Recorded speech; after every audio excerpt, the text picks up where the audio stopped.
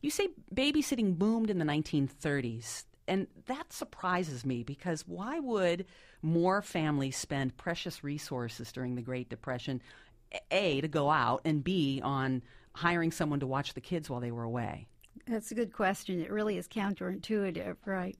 But the fact of the matter is that what happens during the Depression is a number of different, there's kind of a convergence of forces. One is that adolescents are pushed out of the workforce in order to, as are women, in order to make spaces available for men as heads of households. So there aren't a lot of opportunities for them to make money and in the formal economy. So this is part of the informal economy. And so it's not only babysitting for children, it's also just a broad housekeeping kinds of chores that need to be accomplished. And it's really toward the end of the Depression. So really in like 1938, where you have a rising, there had been a flat birth rate during the Depression. People didn't have babies because they couldn't afford to raise them.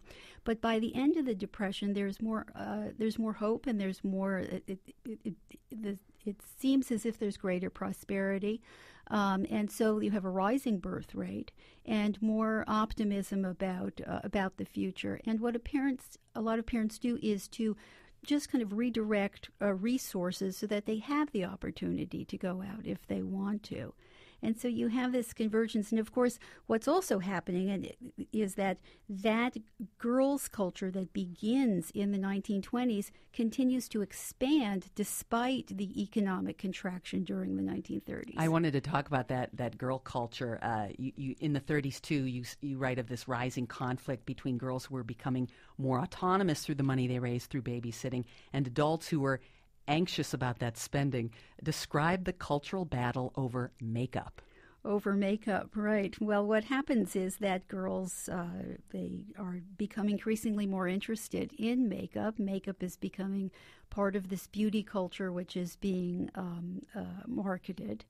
And they want to wear lipstick, and they want to wear bright colored lipstick, and they want to paint their nails. But these kinds of practices are still very much associated in the minds of many adults with prostitutes who really first pioneered those kinds of activities.